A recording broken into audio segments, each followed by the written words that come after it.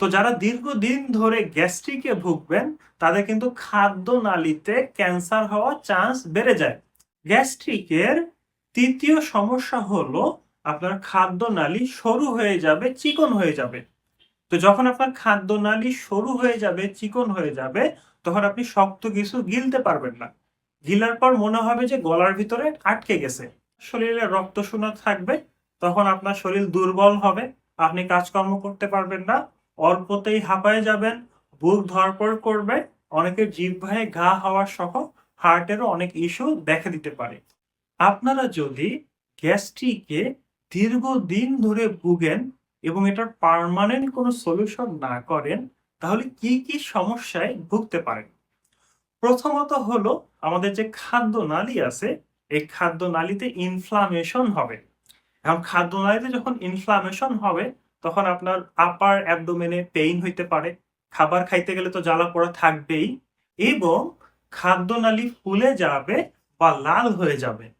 গ্যাস্ট্রিকের দ্বিতীয় সমস্যা হলো ব্যারেট ইসোফেগাস।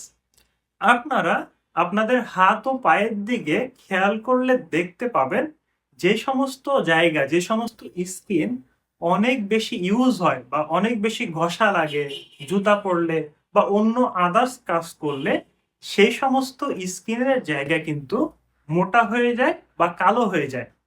তার মানে আপনি একটা জায়গাতে বারবার যখন ঘষা দিবেন, বারবার যখন ইরিটেশন করবেন, সে তার স্ট্রাকচার চেঞ্জ করে ফেলে।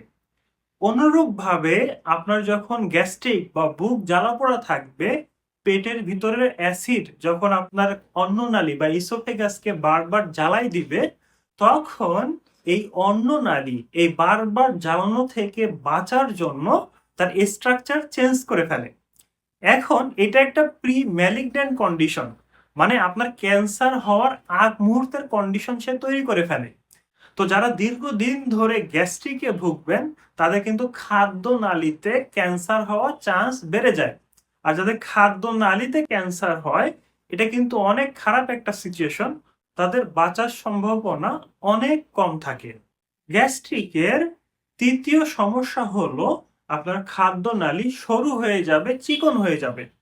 তো যখন আপনার খাদ্যনালী সরু হয়ে যাবে, চিকন হয়ে যাবে, তখন আপনি শক্ত কিছু গিলতে পারবেন না। গিলার পর মনে হবে যে গলার ভিতরে আটকে গেছে। এটা কেন হচ্ছে? এটা হচ্ছে এই কারণে, আমরা যখন বারবার ওই জায়গাটাকে ইনফ্লামেশন করতেছি, বারবার ইনজুরি করতেছি, তখন ওইখানে স্কার টিস্যু গঠিত হয়।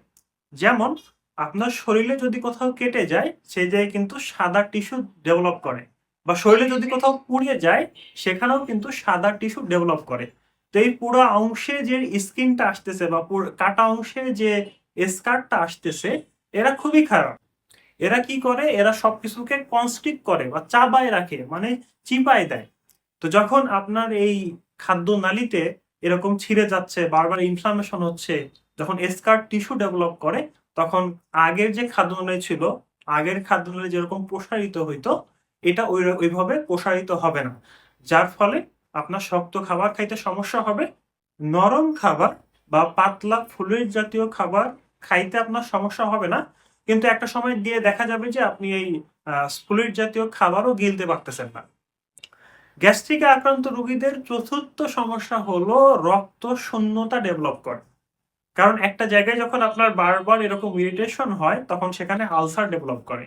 তো আলসার থেকে একটু একটু করে ব্লিডিং হয়। এটা আমরা খালি চোখে দেখবো না, আমরা বুঝতেও পারবো না। তো যখন এরকম পেটের ভিতরে বারবার একটু করে রক্ত আপনার পড়ে যাচ্ছে, রক্ত চলে যাচ্ছে, তখন শরীরে আয়রন ডেফিসিয়েন্সি অ্যানিমিয়া বা নর্মালি যে রক্ত শূন্যতা আমরা বলি, সেটা ডেভেলপ করে। আর যখন আপনার শরীরে রক্ত শূন্য থাকবে, তখন আপনার শরীর দুর্বল হবে, আপনি কাজকর্ম করতে পারবেন না, অল্পতেই হাঁপায়ে যাবেন, বুক ধড়ফড় করবে, অনেকের জিহ্বায় ঘা হওয়া সহ হার্টেরও অনেক ইস্যু দেখা দিতে পারে। তো আপনারা যারা দীর্ঘদিন ধরে এই গ্যাস্ট্রিকের সমস্যায় বা বুক জ্বালাপোড়ায় ভুগতেছেন, তারা এর পার্মানেন্ট সলিউশন করুন।